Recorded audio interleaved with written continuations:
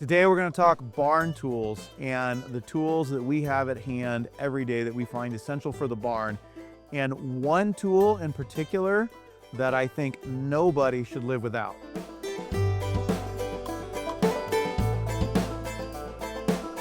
So this is going to be the last segment on the barn for a while because spring is springing, the sun's out, I'm starting to see green out there, and I'm really excited to get back out into the pasture, back out into the garden, just looking forward to that season. But before we get there, before we exit the barn, I've had a lot of great questions, a lot of great discussion about this barn. It's been fun to see your guys' thoughts and questions. And what's come up is some kind of must-have barn tools. What do you gotta have in the barn? It certainly varies. Every homestead's a little bit different. Every farm is a little bit different.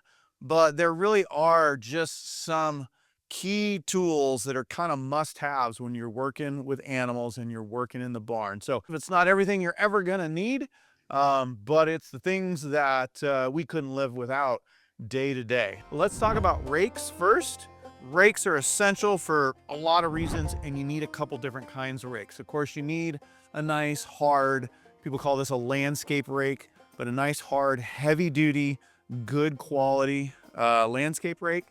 Long handles. Look at this. This is almost as tall as me. This is a great handle. I prefer wood, but they're harder to find these days. But you want a nice long handle. You don't want something you gotta work like this on. It's bad for your back. It makes you sore. But you want a good quality, wide, hard rake for raking up some of the thicker, heavier material that you're gonna have to deal with. Next, you want a good leaf rake. This is an old one. There's lots of different styles. I like these old triangular styled leaf rakes, but there's lots of different kinds. You got a lot of light material a lot of times. It's really important to keep your barn clean and tidy. So a lot of tools have to do with that or moving material around. And so you need a good leaf rake or two.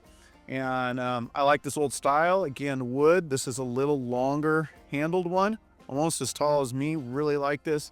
Makes it a good reach. I don't have to bend over to get the job done. So a good quality leaf rake or two. Hey, don't pinch on the cost of tools. Don't buy the cheap stuff. You're gonna use these things. You're gonna break them if they're cheap. So whatever you get, whether you go find something old from the antique store, the thrift store that's salvageable, whether you buy something new, make sure it's good quality. Let's talk pitchforks. Every barn, every homestead needs probably multiple pitchforks and different ones. Pitchforks come in different sizes with different tines. You can see this is a 4-tine pitchfork. There's a couple 3-tines up there. You can get them with 5 all the way to these really wide ones that are very narrow in between. I don't know how many tines they have. And there's different ones for different purposes, and that's what you need to know is what kind of material you're hauling and when.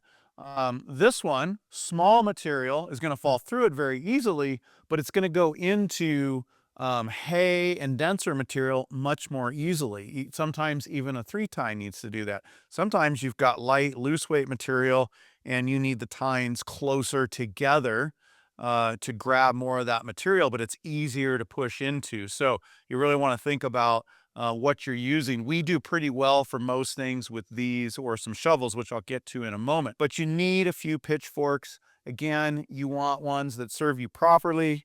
I like nice wooden handles. Again, nice long handles are always good. You're gonna have much more problems with short handles.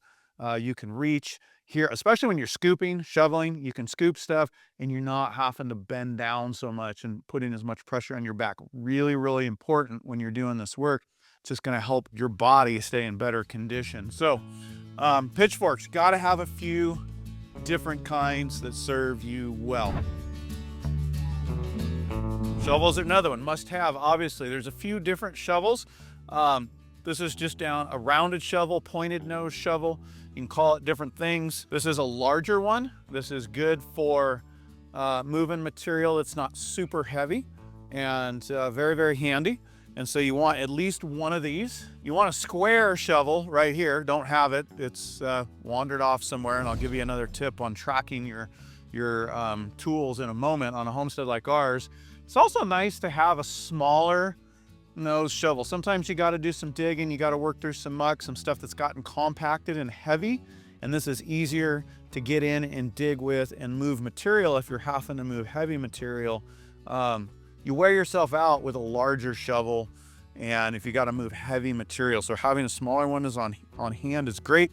This handle's a little shorter than I like, but I love the head on this. So we use this one a whole lot. Another great go-to is this guy right here. If you're doing deep bedding like we are with wood shavings, they're very light and you need to move a lot of them. So a big old, this is probably like a snow shovel or something, but this just allows you to move a lot of things like shavings. If you're doing the deep bedding like I've talked about in the other videos, you're at a wheelbarrow and shovel scale, this is really great. It's gonna go a lot faster than these when you're having to just get those wood shavings or different things in there. For us, because we do a lot of wood shavings, this is very, very handy, this large shovel. It's aluminum, it's lightweight, wood handle, a little short for my liking, but it works really, really well. Wheelbarrow, you gotta have a wheelbarrow, probably a couple depending on your scale. You're moving a lot of different things with the wheelbarrow. I like to have one dedicated to the barn.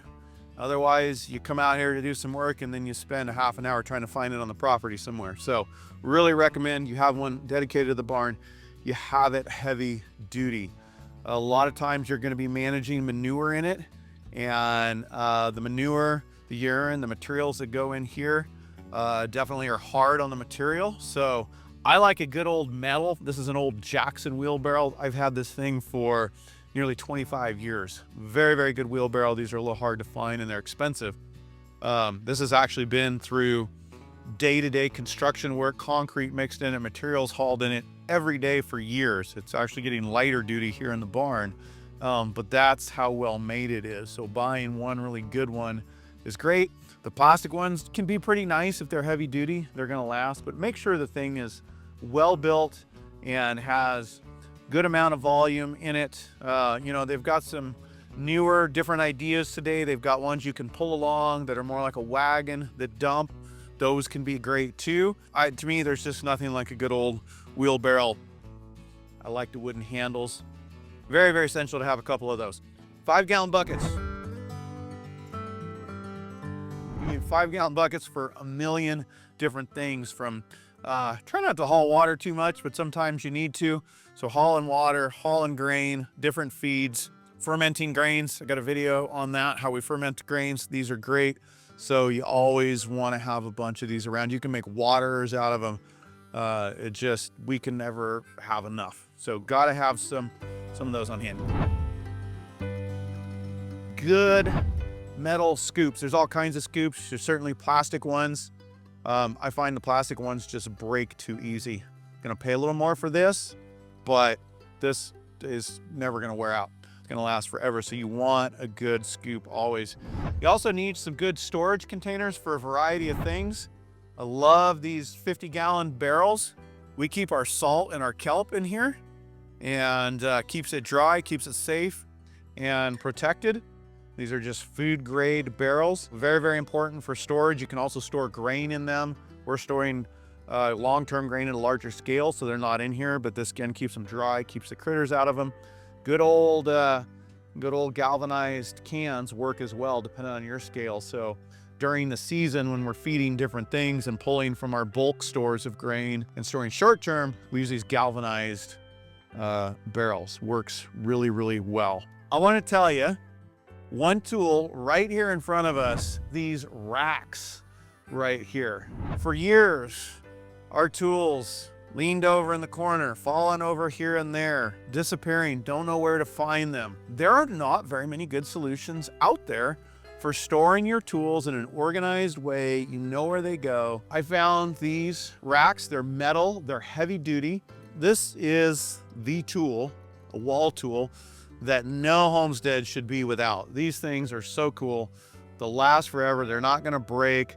You know, they can get banged up when you're taking your tools in and out of them. Absolutely love these, whatever kind of hand tools it is you're gonna have. We've got them here in the barn.